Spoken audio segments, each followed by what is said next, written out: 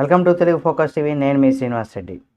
Vivekananda Reddy case ఏదైతే ఉందో దానికి సంబంధించి కూడా కుమార్తె సునీత ఇక్కడ సంచలనమైనటువంటి నిర్ణయం తీసుకుంది. ఇంతటిగా ఆ నిర్ణయం ఏంటి ఏమని తెలుసుకునే ముందు ఇలాంటి మరిన్ని వీడియోలను ఎప్పటికప్పుడు మీ ముందుకు తీసుకొస్తుంది తెలుగు ఫోకస్ టీవీ ఛానల్. కాబట్టి సబ్స్క్రైబ్ చేసుకుని పక్కనే ఉన్న బెల్ బటన్ ఒకటి మాత్రం మర్చిపోకండి. ఇక వివేక హత్య కేసులో కీలక పరిణామం చోటు చేసుకుంది. ఎందుకంటే వివేక కుమార్తె సునీత మరోసారి హైదరాబాద్ కోర్టులో పిటిషన్ దాఖలు చేశారు. తాను పిటిషన్లో కీలకమైనటువంటి అంశాలను కూడా ప్రస్తావించారు. కేసు విచారణలో జాప్యం పైన హైకోర్టుకు కూడా వివరించారు. కేసు విచారణ వేళ చోటు చేసుకున్నటువంటి పరిణామాలు కూడా తన పిటిషన్లో పేర్కొన్నారు ఆమె. సిబిఐ కోర్టులో కేసు విచారణ 6 నెలల సమయం పూర్తయినా ఆదేశాలు ఇవ్వాలని కూడా ఇట్లా సునీత అయితే అభ్యర్థించారు. అయితే తెలంగాణ హైకోర్టులో వివేక కుమార్తె సునీతారెడ్డి మరో పిటిషన్ కూడా దాఖలు చేశారు. వివేక హత్య కేసులో విచారణ తీవ్ర జాప్యం జరుగుతుందనేసి కూడా కోర్టుకు నివేదించారు.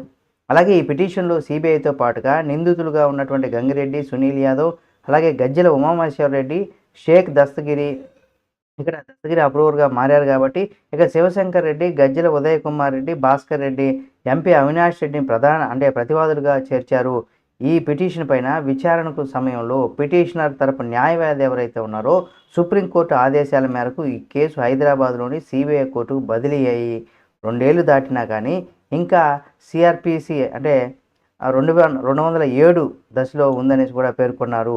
దీనికి కొనసాగింపుగా సిబిఐ ఇచ్చినటువంటి హార్డ్ డిస్కుల్లో కూడా 13 లక్షల ఫైల్స్ ఉన్నాయని కూడా కాగా ఇప్పటిదాకా 13,717 ఫైల్స్ మాత్రమే ఓపెన్ చేశారని కూడా కోర్టుకు వివరించారు. ఇలాగే కొనసాగితే 7 ఏళ్ళు అయినా సరే విచారణ ప్రారంభం కాదనేది కూడా చెప్పుకొచ్చారు. అయితే ఈ కేసులో సాక్షిగా ఉన్నటువంటి వైఎస్ అభిషేక్ రెడ్డి అవినాష్ రెడ్డి అలాగే అభిషేక్ రెడ్డి ఈ కేసులో ప్రధానంగా ఒక సాక్షిలాగా ఉన్నటువంటి వైఎస్ అభిషేక్ రెడ్డి రీసెంట్గా తను మరణించిన విషయం మనందరికీ తెలుసు. ఆ విషయాన్ని కూడా కోర్టుకు తెలిపారు. నిందితులకు నోటీసులు జారీ చేయాలని కూడా కోరారు. దీంతో వాదనలు విన్నటువంటి తర్వాత ఇక్కడ ధర్మాసనం నిందితులను కూడా నోటీసులు ఇచ్చి ఏమి లాభం, మేము ట్రయల్కు సహకరిస్తున్నామని కూడా చెబుతున్నారని కూడా పేర్కొన్నారు. దీంతో ఈ పిటిషన్ పైన తదుపరి విచారణ ఫిబ్రవరి 4వ తేదీ కూడా వాయిదా వేస్తూ కోర్టు నిర్ణయం తీసుకుంది. కాబట్టి ఈ కేసును మరింత వేగం చేకూర్చే విధంగా కూడా ముందుకు తీసుకెళ్లాలని కూడా సునీత కోరుకోవడంలో ఎటువంటి తప్పులేదు.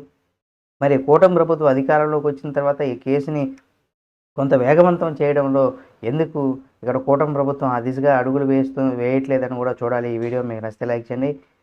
ఇలాగే వివేకానందరెడ్డికి సంబంధించినటువంటి కేసుకు సంబంధించి మరిన్ని అప్డేట్స్ని ఎప్పటికప్పుడు మీ ముందుకు తీసుకొస్తుంది మన తెలుగు ఫోకస్ టీవీ ఛానల్. కాబట్టి సబ్స్క్రైబ్ చేసుకుని పక్కనే ఉన్నటువంటి బెల్ బటన్ ఒకటి మాత్రం మర్చిపోకండి.